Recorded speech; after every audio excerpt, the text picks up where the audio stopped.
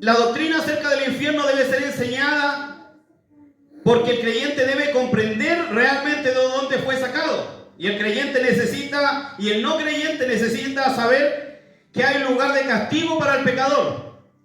El mensaje acerca del infierno necesita ser predicado, esto es vital, con la mayor muestra de amor y misericordia. ¿Por qué? Porque hay muchos que predican la palabra o el infierno como si sintieran gozo de que las personas fueran por allá.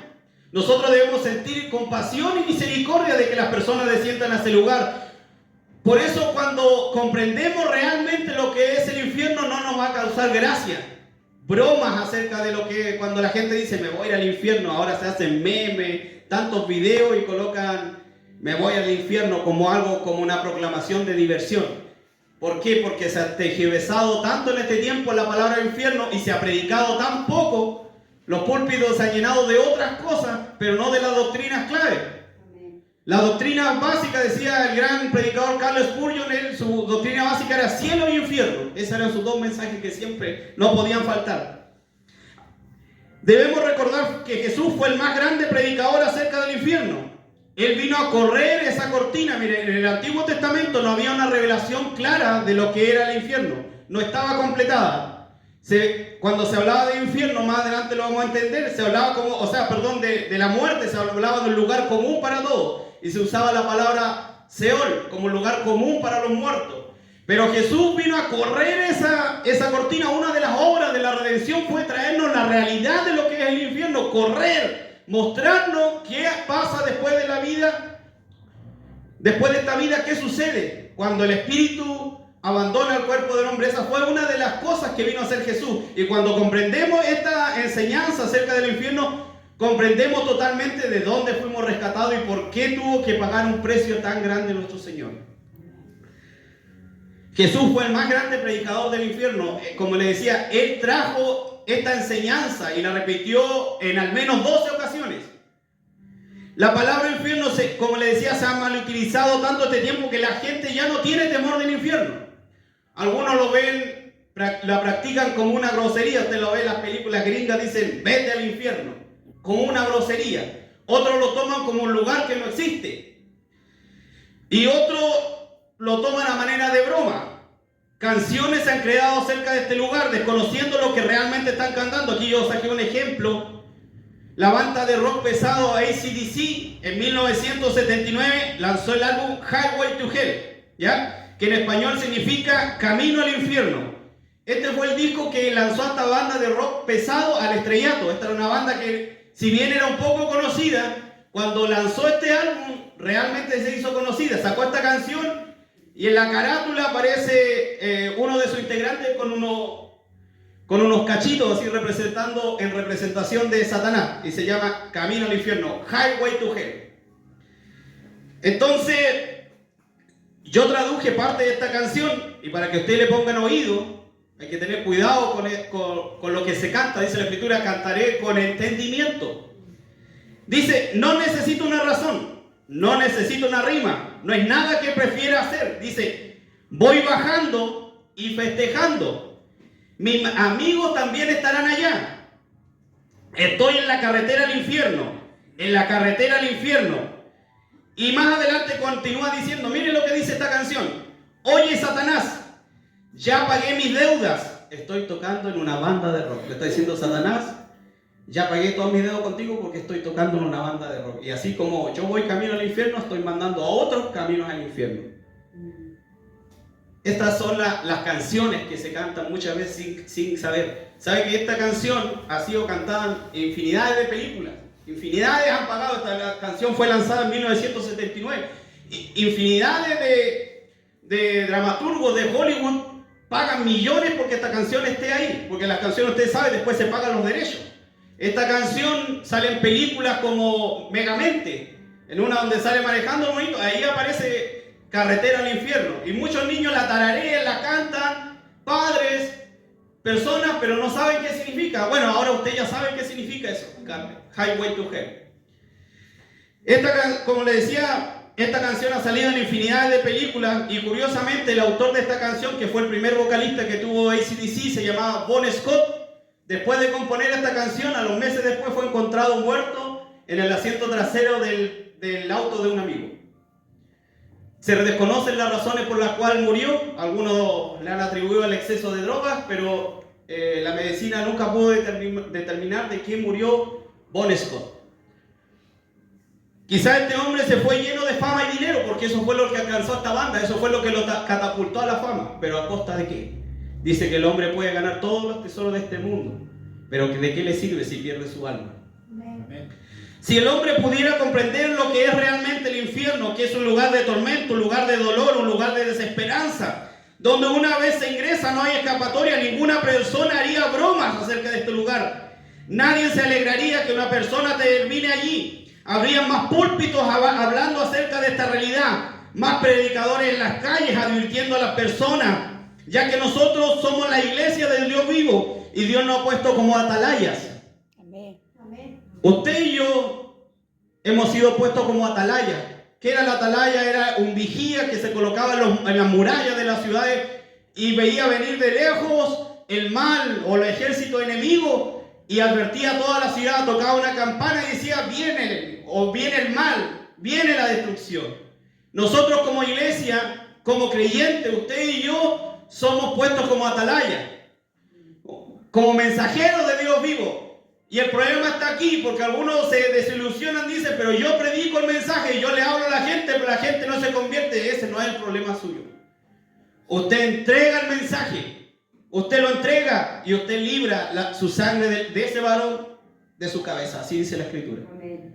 Usted cumple con entregar el mensaje. No somos nosotros los encargados de convencer de pecado al hombre. ¿Quién es el encargado? El Espíritu Santo. Amén. Ese que mora dentro de usted. Amén. Humanamente, yo ni usted tenemos ningún poder de convencer. Pero sí el Espíritu Santo que está dentro de usted es el que trae convicción de pecado al mundo. Amén. Es el que trae convicción en el corazón. Pero si nosotros no predicamos el Evangelio, si nosotros no predicamos las realidades como esta, si nosotros no le advertimos a las personas del peligro de vivir una vida en pecado, de salir de este mundo en una vida de pecado, ¿de qué se va a arrepentir la gente, hermano? Si le decimos a la gente: oye, ven a Cristo porque Cristo te va a dar una buena casa, un buen auto, esto, lo otro, le hablamos solo de los beneficios de Cristo, ¿de qué se va a arrepentir la gente? La gente va a decir: bueno, soy pecador, pero me están ofreciendo que me vaya mejor todavía, a costo de nada. El mensaje del Evangelio en primer lugar es arrepentimiento. Amén. Arrepentimiento y conversión. Amén. El primer mensaje de Pedro fue: arrepentidos y convertidos. Porque son dos cosas que van de la mano. No se puede separar el arrepentimiento de la conversión. Van dos cosas de la mano. Arrepentimiento y conversión van juntos. Ese fue el mensaje de Pedro y es el mensaje de la iglesia. Fue el mensaje de la iglesia, de la llamada iglesia primitiva, es el mensaje de la actual iglesia. Amén. Arrepentimiento y conversión. Hace años en la ciudad de Puerto Vara, en Ensenada, ocurrió una tragedia. Yo no sé si se acuerda, fue la fecha exacta. Fue el 7 de mayo de 1995. Donde ocurrió una de las tragedias más grandes automovilísticas de toda nuestra nación. Dice que esa noche llovió tanto los días anteriores, así como ha llovido acá cerca, que uno de los puentes que daba por Ensenada colapsó y se formó un tremendo socavón como de 15 metros de largo y de profundidad. Y dice que los vehículos no veían y empezaron a caer uno tras otro. Y los que quedaron los que no caían y morían por el impacto, algunos morían ahogados, pero aún así todavía vienen sobrevivientes. Pero dice que un varón se dio cuenta, un varón que iba en el automóvil se dio cuenta y frenó. Y prendió la intermitente, empezó a hacer luz, empezó a señalizar a todo el mundo: oye, hay peligro, si sigues avanzando vas a caer en un precipicio. Dice que aún así con esta advertencia vehículos siguieron cayendo. Y cayó un camión con acoplado, que fue el que aplastó a los pocos sobrevivientes que quedaban abajo. ¿Qué quiero decir con esto? De que el hombre no hizo caso a la advertencia. Ahora, ¿usted qué opinaría de este varón? Que este varón se salvó y hubiera pescado, se hubiera ido, hubiera dado media vuelta. Me salvé. Allá el resto sí se salva. No le avisa a nadie que más adelante. ¿Qué pensaría usted de una persona así? Ahora, ¿qué pensará nuestro Señor de nosotros? Que nosotros somos conocedores de la verdad. Sabemos que las personas que mueren sin Cristo van a ser juzgadas el día de mañana. ¿Qué pensará nuestro Señor de nosotros cuando vemos que la gente desciende, cae uno tras otro y no le hablamos a nadie? De la misma manera que usted está pensando de ese varón, si hubiera hecho eso. No podemos ser negligentes en la predicación del Evangelio, estimada y amada iglesia. Amén. Debemos sacrificar tiempo en la predicación del Evangelio. Debemos sacrificar cosas en la predicación del Evangelio. Amén. A veces cansados, si lo citan, vaya. Si hay alguna persona necesitada, vaya. Prediquemos el Evangelio con diligencia. Amén. Dijo alguna vez un ateo, dijo, ¿sabe qué? Yo no creo en el infierno. Porque dijo, si el infierno existiera y es real lo que dicen estos cristianos, dijo, y fuera verdad, dijo, yo en lugar de ellos sería el primero en andar las calles, por todas las calles predicando y advirtiendo a las personas que hay un lugar de tormento. Entonces, esa es la realidad que nosotros debemos predicar, esa es la realidad que nosotros, ese grado de urgencia debemos tener. En esta noche, por eso quiero que se abran nuestros ojos, que se abra nuestro entendimiento y no solo sea una noche más. Estamos predicando otra vez acerca de esto. No, que sea una noche donde Dios realmente derrame algo en nosotros. Amén. Cambie nuestra perspectiva de las cosas. Amén. Ahora sí vamos al grueso de la enseñanza. Eso solamente es la introducción. Veamos qué enseñan las religiones. Hay que tener mucho cuidado con esto, hermanos. Hay unas religiones que están entrando muy fuerte en nuestra nación. Y aquí la vamos a ir viendo. Bueno, una de las religiones predominantes es el catolicismo romano, era predominante en este lugar, en nuestra nación. ¿Qué enseña el catolicismo romano acerca del infierno? Enseña un poco del infierno, pero también enseña de un lugar llamado purgatorio, donde el alma del hombre que no fue salvo es castigada hasta ser purificada y luego tiene derecho a ingresar al cielo. Se toman de unos versículos mal interpretados. Como siempre, se hacen doctrinas de pequeños versículos y ellos enseñan que hay un lugar llamado purgatorio. Pero la escritura es clara, enseña que solo hay dos caminos, uno ancho que lleva a la perdición y uno angosto que lleva a la vida eterna.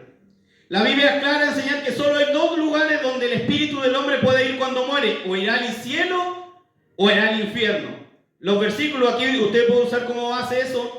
Los versículos de Lucas 16, 22, 23 son claros y dice así: aconteció que él murió el mendigo y fue llevado por los ángeles al seno de Abraham, y murió también el rico y fue sepultado, y en el Hades abrió sus ojos. No existe, usted puede ver claramente que no hay un lugar intermedio, no existe un purgatorio. ¿Quién inventó, como le decía, el purgatorio? Fue la Iglesia Católica. ¿Por qué razón, motivo, circunstancia? Porque en un tiempo donde ellos estaban faltando dinero para acumular riqueza, inventaron esta doctrina para crear indulgencias, para enseñarle a la gente en ese tiempo que se podía pagar, que se podía orar, pero el único que podía orar por los muertos era el sacerdote. Entonces empezaron a cobrar por esa oración a los muertos. De ahí nacen esas doctrinas. Fue una doctrina para ganar dinero, pero que ha llevado al infierno a miles. No existe un tercer lugar donde va el espíritu del hombre al morir. ¿Es llevado al cielo por los ángeles de Dios o su alma es conducida inmediatamente al infierno? ¿Qué enseñan los testigos de Jehová? Enseñan que el hombre pecador al morir simplemente desaparece y ese es su castigo. Según ellos, la destrucción final del espíritu es su castigo. O sea, no hablamos de ningún castigo porque si alguien fue muy malo, ¿cuál es el castigo? Murió, inmediatamente Dios termina ese espíritu. No hay castigo. Entonces, ¿de dónde se basan ellos? Toman pequeños extractos del Antiguo Testamento y otras palabras son cambiadas. Usted ve la Biblia del Testigo de Jehová, tiene muchas palabras que son diferentes, pero no cualquier palabra, tiene palabras claves que cambian todo el sentido a lo que la enseñanza quiere dar. Entonces, la mayoría de estos versículos son sacados del Antiguo Testamento. No es esta la revelación de lo que es realmente el infierno. Y además otros fueron cambiados para cuadrar doctrina. Ahora mire, si usted piensa por lógica, simplemente por lógica, ¿de qué entonces, para qué un sacrificio tan grande? ¿Para qué Jesucristo tuvo que despojarse de su gloria, de su deidad, para venir a la tierra, despojarse de todo ello, tomar forma de hombre, morir de una forma horrenda en la cruz y sobre todas las cosas que haya un tiempo de separación entre Dios y Jesucristo, el periodo donde dice, Padre, Padre, ¿por qué me has abandonado? Si usted solamente piensa por lógica, si es solo la destrucción del Espíritu sin castigo, ¿para qué murió Jesucristo? Eso usted lo razona simplemente por la lógica. Pero ahora, ¿qué dice la Escritura? La Escritura dice que Dios es un Dios justo. Al creer que no hay un juicio justo al final de cada vida, indirectamente tratamos a Dios como un juez injusto. ¿Ya? Pero la Escritura enseña totalmente lo contrario. Dice que Dios es el juez justo de toda la tierra.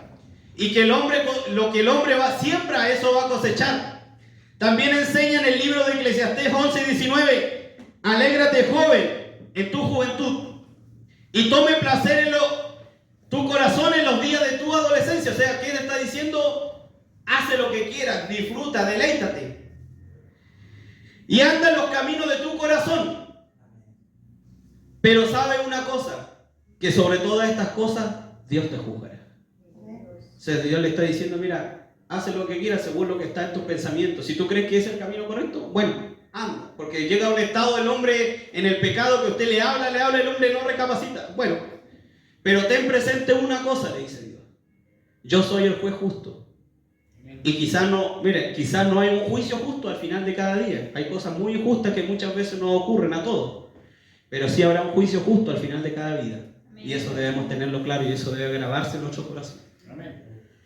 Dice Marcos 9, 47, 48, si tu ojo te fuere ocasión de caer, sácalo. El evangelio radical. Mejor te es entrar en el reino de Dios con un ojo que teniendo los dos ojos ser echado en el infierno, donde el gusano de ellos no muere y el fuego nunca se apaga.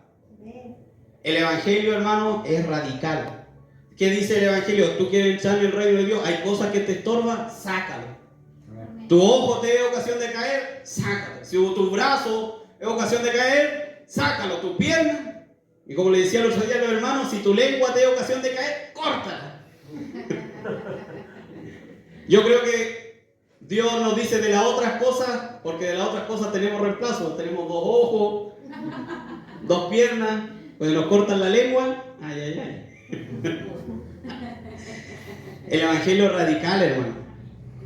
Es radical. Debemos dejar cosas. Cuando nosotros queremos servir bien a Dios, hay cosas, dice, separa pecado de cosas que nos estorban. Hay pecado y dice, deshazte del peso que no te deja avanzar.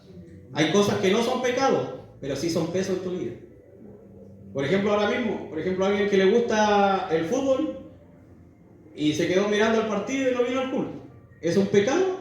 Básicamente usted lo pone a la luz. No, pero sí es un peso. Es algo que lo retrasa, porque se perdió un culto de bendición. Amén. ¿Por qué? Porque después el otro domingo va a haber un clásico y también se va a quedar. Y después va a haber otro partido bueno y tampoco va a venir. Entonces, y ahí ya el problema es que cuando ya es peso, después pasa a ser pecado.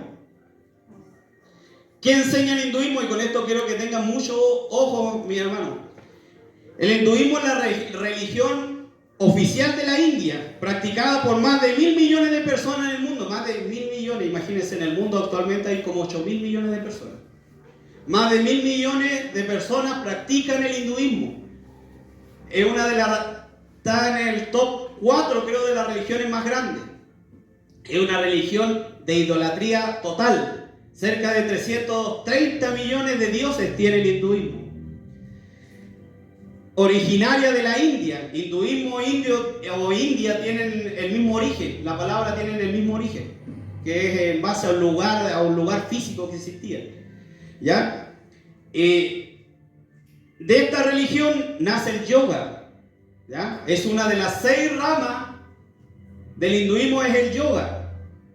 Tenga cuidado con esto, porque hay personas cristianos que practican el yoga, no tienen ni idea las poses, las posiciones. La gran mayoría son adoraciones a dioses del hinduismo. Sí es. Y eso ha entrado en la universidad. Hay universidades donde es obligación tomar clases de ciertas cosas y una de esas está como opción el yoga. Tengan mucho cuidado con eso. Esta religión enseña que no existe el infierno. Más bien el hombre que ha sido malo en esta tierra o pecador se irá reencarnando en diferentes criaturas dependiendo de la gravedad de sus faltas. A esto se le llama karma, otra palabra que está de moda, ¿la has escuchado? Karma. De aquí proviene, del hinduismo. Yoga, karma. ¿Qué es el karma? Es la rueda que ellos le llaman. Tú le dices, tú eras una persona malvada, lo que hiciste en esta vida, después cuando te reencarnes, porque ellos enseñan que hay reencarnación, te va a pasar lo mismo. Y vas a circular en un círculo, después te vas a reencarnar en otra cosa, después te vas a reencarnar en otra cosa, y vas a ir subiendo de nivel. Por eso que en estas religiones, en la India usted ve que la gente convive incluso con ratones, comen del mismo plato los ratones. ¿Por qué? Porque piensan que pueden ser seres de ellos que están reencarnados ahí. Comen con ratones, cosas así, porque el hinduismo también enseña que una persona puede ser reencarnada en un animal. Porque dicen, bueno, esta persona fue malvada, entonces merece ser reencarnada, y después va, ya, fuiste un ratoncito bueno, te transformaste en otra. A usted le va a parecer ridículo, pero hay más de 1.000 millones de personas que lo practican y lo creen. Este es el karma, y esta rueda termina cuando finalmente la persona logra complementar su espiritualidad y es tan perfecta que dice ya, pum, se abandona y se une a un espíritu supremo, al Dios supremo de los hindúes, que se llama Brahman. No Brahma, Brahman. Ese es el Dios del hindú. Brahma también es otro Dios, pero una deidad más chiquitita. Entonces tienen que tener mucho cuidado. Todos estos dioses que aparecen, miren, ¿se acuerdan este que tiene cabeza de elefante y cuerpo de persona? ¿Sí? ¿Cómo? Ganesha. Ese es un dios del hinduismo. Y hay miles de dioses, hermano. Miles. Cuando compra ustedes alfombras y todo eso, ¿ve? Hay elefantes, hay distintas cosas que ustedes, ¿ve? Ya, esas son, la mayoría son dioses hindúes. Entonces hay que tener mucho cuidado porque nuestra cultura está siendo invadida por el hinduismo, hermano. Secretamente, prácticas muy pequeñas. Entonces hay que tener mucho cuidado con esto, hermano. Amado, la escritura es clara. La escritura no enseña que la reencarnación no existe. No hay reencarnación. Como le decía el libro de Hebreos 9:27, dice lo siguiente: y de la manera que está establecido para los hombres que mueran, ¿cuántas? Una sola vez. Hablamos del cuerpo físico, una sola vez. Yo muero, no me reencarno en otra cosa. Yo muero, dice, y de inmediatamente está establecido para los hombres que mueran una sola vez, y después de esto el juicio. El hombre muere y es juzgado. El hombre muere y va al cielo o va al infierno. No hay lugar intermedio, como enseña la doctrina católica romana. No hay desaparición o destrucción del espíritu, como enseña el testigo de Jehová. Y no existe la reencarnación. En vida tomamos las decisiones de dónde vamos a terminar nuestros días, cruzado ese umbral que es la muerte. Amén. Que la mayoría, todos la van a experimentar si el Señor no viene antes. Y por eso debemos tener claro, hermanos, que no hay lugar intermedio. El mundo se ha encargado de invadir esto. Ya no se habla. Usted escucha muy poco que hay dos caminos. Lo escucha muy poco. Antes era muy habitual escuchar esto. Hay un solo camino, un solo mediador, uno. Ahora promulgan hasta creyentes que pueden haber otra forma de salvación y no la hay. Hay un solo mediador entre Dios y los hombres. Jesucristo, hombre, no hay nadie más. Un solo Salvador, uno. En esta vida tomamos la decisión de dónde pasaremos a la eternidad. En esta vida no hay otra oportunidad. Algunos dicen por ahí, Satanás se ha encargado de regar esto. Disfruta nomás, disfruta tu vida. Que después de esta no hay otra. Sí hay otra. Hay otra vida, hay una vida eterna. Esta vida es pasajera, hay una vida eterna. Amén. Y nosotros decidimos dónde la pasaremos. Nosotros decidimos dónde viviremos nuestra eternidad. Por eso es importante, hermano, utilizar nuestros tiempos, hablarle a la gente, recapacitar y decirle a la gente la verdad, aunque no seamos muy populares. Noé no fue muy popular en su tiempo. Su mensaje no fue muy popular. No fue un gran ganador de almas, pero predicador de la verdad. ¿Cuántos se salvaron? ¿Cuántos? 8. O sea, ¿salvó a cuánto? 7. 7 almas de un mundo entero. ¿El mensaje que predicaba no era mentira? No, era real. Era un mensaje verdadero. ¿Le faltaría unción? Yo creo que no. Que era la dureza del corazón del hombre. Porque dice la Escritura que hay caminos que al hombre le parecen rectos. Su camino puede estar más torcido que una culebra, pero a ellos le parece recto. Pero el final es de muerte. ¿Qué enseña el Antiguo Testamento acerca de la vida más allá? Debemos entender que el Antiguo Testamento no tenía la revelación completa acerca de lo que ocurría con el espíritu del hombre después de la muerte. Fue Jesucristo quien nos trajo esta revelación. La palabra que se utiliza para hablar del lugar donde iba el alma del hombre al morir era Seol o Sheol en hebreo, que posteriormente, recuerde que la Biblia en original, el Antiguo Testamento fue escrito en hebreo, y posteriormente cuando se pasó a la cultura griega se tradujo en griego, y ahí el griego utilizó la palabra Hades. ¿Ya? Entonces, Seol o Hades, básicamente en el Antiguo Testamento es lo mismo. ¿Y qué enseñaba? Que era un lugar común para los muertos. Si bien se tenían nociones, y hay versículos que la avalan, que Dios hacía una distinción entre lo justo y injusto, entre los pecadores y los santos, no había una revelación completa de lo que era. Se hablaba del lugar común para los muertos y se indicaba que estaba abajo, pero no estaba la revelación completa, porque fue nuestro Señor Jesucristo el que trajo esa revelación. Y ahora, ¿qué dice el Nuevo Testamento acerca de esto? Como les decía, esto les recalco, fue nuestro Señor Jesucristo quien nos trajo la revelación completa de lo que sucede después de la muerte. El Señor aquí dice bien claro,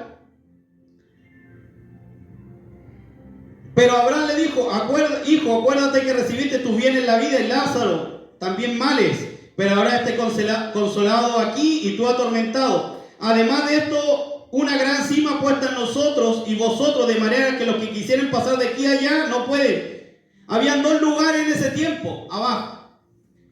Estaba el lugar de tormento, que era el infierno, y estaba el seno de Abraham, o paraíso. El paraíso se encontraba al lado, pero había un gran abismo que lo separaban. Y como le vuelvo a repetir, el alma del hombre inmediatamente va al infierno o va al cielo. No existe el alma en pena, no existe eso. Entonces, pero en ese tiempo, en la antigüedad, descendían los dos y iban llevados al seno de Abraham o al infierno. Un segundito. Aquí se usó la palabra Hades para describir el infierno o lugar de tormento. Por otro lado se encontraba el paraíso o seno de Abraham, que era el lugar de descanso de los santos del Antiguo Testamento. Todo esto fue antes de la resurrección, ya que posterior a su resurrección, cuando Jesucristo resucitó, trasladó el paraíso al cielo. Dice que llevó cautiva la cautividad. ¿Ya? Eso tiene que tenerlo claro. Ahora ya, después de la resurrección, ya no está el paraíso abajo, está arriba. Ahí está descansando los santos, los justos, los rescatados, los lavados por la sangre de Jesucristo. Ahora tengo una pregunta, hasta yo la agregué, porque delante yo tenía el mismo.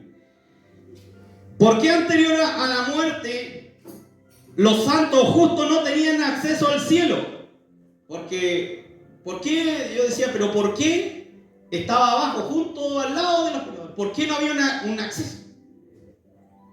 ¿Por qué cree usted, hermano, que no fue tan sencillo? ¿Por qué Jesucristo tuvo que morir? Aquí uno entiende más completo lo que Jesucristo, la redención de la cruz. ¿Por qué? ¿Por qué inmediatamente no iban arriba al cielo? ¿Qué pasaría? Por ejemplo, si yo voy de aquí a Puerto Vara, ¿qué tiene que haber? Mediador.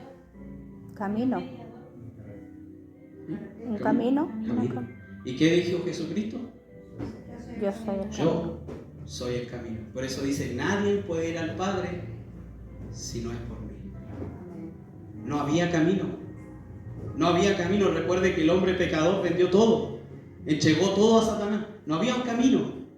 Dios, a través de Jesucristo, restauró la relación entre Dios y los hombres, y Él hizo un nuevo camino.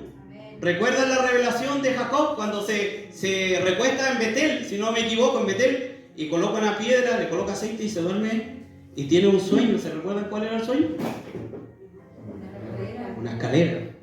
Y cantamos el corito, a veces mucho era una escalera, lo que Jacob veía, ángeles bajaban, ángeles subían. Ya. ¿Y a quién representa esa escalera? Jesús. Mientras no estuviera esa escalera, no había un puente entre el cielo y la tierra. No estaba, no había. ¿Qué le dijo Jesús a Natanael? Te sorprendes de que yo te vi en la higuera donde él estaba, pero desde ahora vas a ver cosas mayores que esa. Le dice, vas a ver los ángeles del cielo que bajan, suben y descienden. ¿A través de quién? A través del Hijo del Hombre. Jesús está diciendo, yo soy el camino, el único, no hay otro camino para llegar al Padre, no hay. No hay un segundo, un tercer camino, no hay buenas obras que el hombre puede hacer, no hay peregrinación, usted se puede rasgar la vestidura, hacer todo lo acto, pero no hay otro camino entre Dios y los hombres, solamente Jesucristo. Él abrió ese camino, Él es esa escalera entre la tierra y el cielo, no hay otro. Por eso que no hay otro mediador entre Dios y el hombre, solamente Jesucristo. Ese es el mensaje que debemos predicar. No hay otro. Con esto debemos ser intransigentes, no debemos transar con nadie. No, somos portadores. Mire, dicen, no hay verdad absoluta. No, mentira, nosotros portamos la verdad absoluta. Jesucristo dijo, mire, Buda, todos ellos vinieron a enseñar acerca de verdades. Estos grandes creadores de falsas doctrinas o de falsas religiones vinieron a enseñar verdades. Jesucristo no vino a enseñar verdades. Él dijo, yo soy la verdad. Yo soy el camino. Yo soy la verdad. Yo soy la vida. Gloria a Dios. Denle un fuerte aplauso al Señor. Cuando podemos comprender más allá y entendemos todo esto, vamos entendiendo la gracia de lo que Dios nos rescató y cuán alto precio pagó nuestro Señor. ¿Por qué tenía que pagarlo? ¿Por qué el testigo de Jehová erra? Porque si no, si el hombre desapareciera, el injusto no fuera condenado, no hubiera juicio. ¿Para qué un sacrificio tan grande? No, Él nos vino a salvar, a redimir, a salvarnos del castigo eterno. En este lugar había una gran cima, mejor dicho, un abismo que los separaba y nadie podía pasar de un lugar a otro. La palabra que usó nuestro Señor, que se tradujo como infierno, que fue el primero y el único, aparte de nuestro Señor Jesucristo. Santiago usa esta palabra otra vez, es la palabra Gena o Gena. No sé la pronunciación, no he estudiado palabra griega o hebrea, no sé la pronunciación exacta, pero Gena. Y esto grábeselo porque esta palabra proviene de las palabras hebreas Valle de Hinón, que primeramente en la historia antigua Jesús utilizó esta palabra. ¿Por qué? Porque en el Valle de Hinón o en Gena era un lugar donde los hijos de Israel, cuando cayeron en idolatría, comenzaron a sacrificar a sus hijos ante el falso dios Moloch.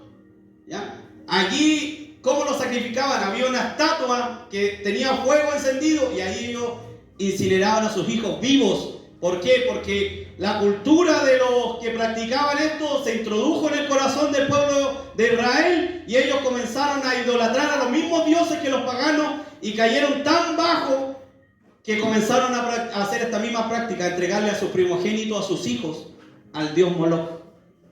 Ahí nació la palabra, ahí apareció esta palabra, el Valle de Hinón. Ahora en el tiempo de Jesús, ese mismo lugar quedó así tal cual, pero en el tiempo de Jesús, esa zona era un basural.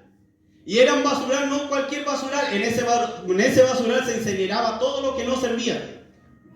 Toda la basura que salía de Israel o de los lugares aledaños iba a Gena y ahí iba incinerada. Los cuerpos, los cadáveres de animales, todo lo inmundo era incinerado en ese lugar. Entonces en Gena o en el Valle de Hinón había fuego de día y de noche, había humo de día y de noche. Y entonces nuestro Señor Jesucristo, para simbolizar y para que la gente pueda entender lo que es el infierno, utilizó esta palabra Gena. Y es el Valle de Hinón, es el lugar donde el fuego nunca se apagaba, donde el humo nunca dejaba de salir, donde siempre estaba el fuego ardiendo, donde siempre se estaba quemando lo inmundo, lo impuro. Entonces nuestro Señor simbolizó con esta palabra para que el hombre pueda entender cuán terrible es el infierno. Nuestro Señor utilizó esta palabra 11 veces al hablar del infierno.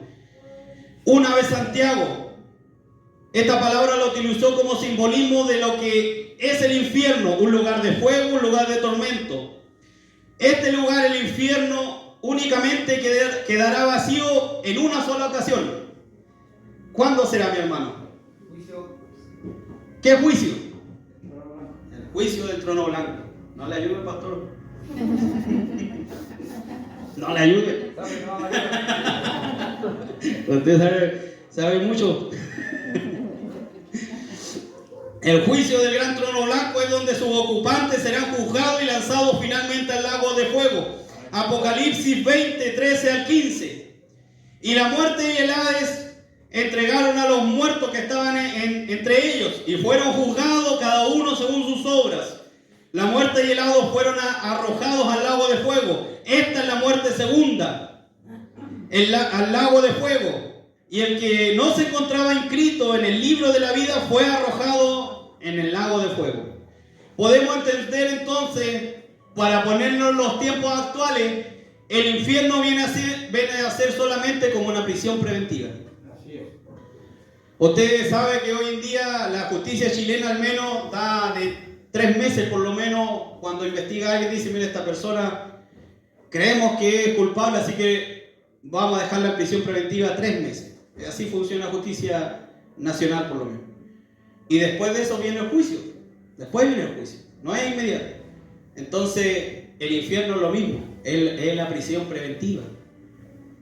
Antes del juicio del gran trono blanco. Ahí son reservados todos los hombres que decidieron vivir una vida pecaminosa, que decidieron seguir su propio camino, que decidieron rechazar a Jesucristo. Porque dice la Escritura, esto hay que ser claro, Jesús no vino a juzgar al mundo, vino para que el mundo sea salvo. Dice que en Él cree no es condenado, tiene vida eterna. Pero el que no cree, dice, ya ha sido condenado. El infierno, amados hermanos, no fue creado para el hombre. El infierno originalmente fue creado para Satanás y sus demonios, para Satanás y sus ángeles caídos. El infierno no fue creado para el hombre. A través de la historia de Lázaro y el rico podemos entender que en el infierno la gente ve. ¿Por qué? Porque el rico vio a Lázaro, ¿no? Ya, la gente ve entonces. Primera cosa, la gente ve. La gente puede sentir dolor. ¿Qué le dijo? Estoy atormentado en esta llama. Puede sentir dolor la gente. Y no, el problema es que no es un dolor pasajero. Usted se quema la yema de un dedo. Dicen los estudios que la muerte más dolorosa es la muerte cuando la persona se quema viva. Dicen que es la muerte más dolorosa. ¿Por qué? Porque nuestro cuerpo está lleno de células y de cosas sensibles que transmiten al cerebro el dolor. Lleno. Cuando usted se quema la yema de un dedo, le sale una ampolla. Es doloroso, es molesto y lo siente todo el cuerpo, en realidad hasta se llega a fibrar el cuerpo. Ahora imagínense esto multiplicado en todo el cuerpo y que no hay descanso. No hay descanso. Entonces esto nos hace entender la realidad, la crudeza de lo que es el infierno. La gente está consciente de por qué se encuentra allí. El rico sabía por qué estaba ahí y sabía la condición de su hermano. Y decía, estos con el estilo de vida que viven, vienen derechito para acá. Por eso le pidió que se presente un muerto resucitado ahí delante de ellos. ¿Por qué? Porque sabía la condición. Entonces, la persona que está en el infierno está 100% consciente de por qué está ahí. La gente está consciente también de que se está desarrollando la vida en la tierra. Y yo creo que la persona que se pierde, pero que se pierde habiendo escuchado el Evangelio, habiendo tenido oportunidad cientos de veces de ir a una iglesia, de que siempre la pospuso, yo creo que esa es la persona que más va a sufrir ahí. Porque diría, va a pensar allá abajo probablemente, ¿por qué no dije que sí? ¿Por qué no me tomé el tiempo un día domingo ir a la iglesia? ¿Por qué no le hice caso a mi familiar, a mi papá, a mi mamá? ¿Por qué no entendí? Pero ya es tarde. Porque lamentablemente abajo no hay arrepentimiento, hay remordimiento, que es muy diferente. El arrepentimiento es un cambio de actitud. Un hombre en la cárcel, la mayoría no tienen arrepentimiento. ¿Sabe? Cuando uno va a visita, lo que hay es remordimiento, porque dice, chuta, si no hubiera ido a robar, no hubiera ido a robar a las 2, hubiera ido a robar a las 4, no me hubieran pillado. Sí. Y eso es lo que uno viene de ahí, ¿sabe cómo es? La mayoría no hay arrepentimiento, hay remordimiento. Pero la persona que realmente se arrepiente es la que cambia, da una vuelta en 180 grados, iba camino, viviendo una vida perdida, una vida, ¡pum! Viene la convicción de pecado y da vuelta, comienza a dar vuelta. Algunos más rápido, pero da vuelta y comienza camino al cielo. Eso es arrepentimiento. Por eso la palabra arrepentidos y convertidos siempre van de la mano, no se pueden separar. Una persona que Cristo ha traído convicción en su pecado, de pecado, cambia de estilo de vida, cambia la forma de vivir. Por eso entendemos que las personas que están en ese lugar están conscientes que se está desarrollando la vida en la tierra. Sin duda es un lugar terrible, por eso debemos evitar que la gente llegue ahí. También hay otros versículos que describen el infierno. Marcos 9:43 describe como el fuego que no puede ser apagado. Hebreos 10:27 lo describe como un lugar horrendo, de oscuridad, de tiniebla. Mateo 8:12, que es el lugar de llanto y desesperación. Imagínense, un lugar donde miles y millones están gritando de día y de noche. Y desesperación es el antónimo de esperanza. O sea, desesperación, no hay esperanza. Lo describe como un lugar de llanto, pero usted puede, acá en la tierra nosotros podemos llorar, pero hay esperanza. Podemos estar en la UTI, en cualquier lugar, pero mientras haya respirar y haya conciencia y su espíritu no haya abandonado, hay esperanza. Por eso lo llaman lugar de desesperación, un lugar donde no hay esperanza. Ahí ya no hay vuelta atrás. Ya no hay. Debemos entender esta realidad, amados. Dice Marcos 9:44, donde el gusano de ellos no muere. ¿Qué significa esto? Que un hombre, su deseo con el que lo dominó aquí en la tierra, que lo llevó al infierno, siempre va a estar permanentemente deseando. Si un hombre, por ejemplo, era adicto de no tener a lo que era esclavo, lo va a hacer que eso nunca muera, ese deseo. A eso se refiere que el gusano de ellos no muere. No he atribuido eso, a eso lo explican los que estudian la Escritura. Que ese deseo insaciable por el pecado no va a ser saciado ya. Porque aquí, ¿qué? Acá, claro, el hombre sacia su pecado, sacia su necesidad de pecar, pero allá abajo no. Allá abajo no sacia, su gusano no muere. Por eso lo describe así la Escritura. La Biblia enseña originalmente que este lugar fue creado para el diablo y sus ángeles en Mateo 25:41. Pero el hombre por voluntad propia, ojo, tenga atención a esto, el hombre por voluntad propia decide ir a este lugar.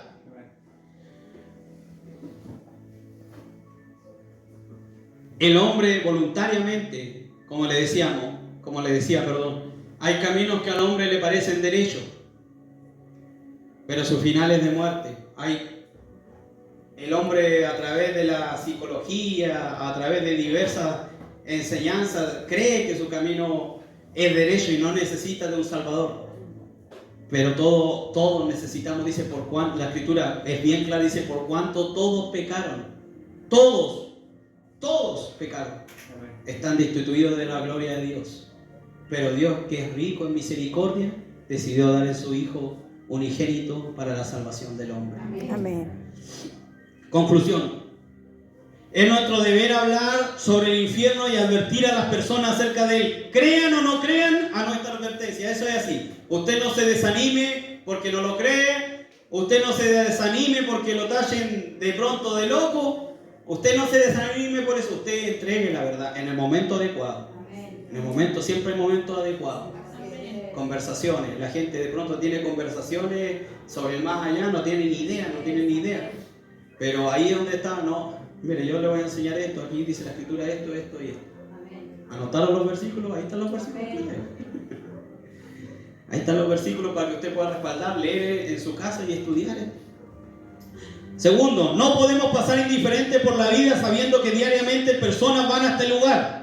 Y nosotros sabemos la verdad, tal cual como el caso de este hombre que frenó para advertir a la gente que no cayera a ese precipicio en ese accidente en 1995. Nosotros tenemos la verdad y debemos anunciar, no podemos pasar indiferente.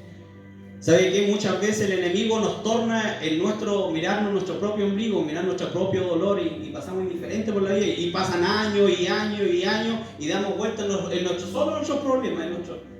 Y el enemigo esencialmente quiere eso. Como el pueblo de Israel dando vueltas 40 años y al final no llegaba a ningún lado. Dios no quiere eso. Dios no quiere que pasemos indiferentes. Si bien todos tenemos problemas, todos tenemos dificultades, nosotros debemos mirar que hay personas que están peor que eso. Y hay gente, dice la escritura es clara, que nosotros no somos como los que no tienen esperanza. Porque el de afuera no tiene esperanza. Pero usted sí la tiene. Usted sabe que la prueba va a durar un rato. Usted sabe que el dolor va a durar, dice, hasta el amanecer. Después viene la alegría del Señor. Sí, Señor. La prueba, la dificultad es momentánea, dijo el apóstol Pablo. Pero nos espera una gloria futura.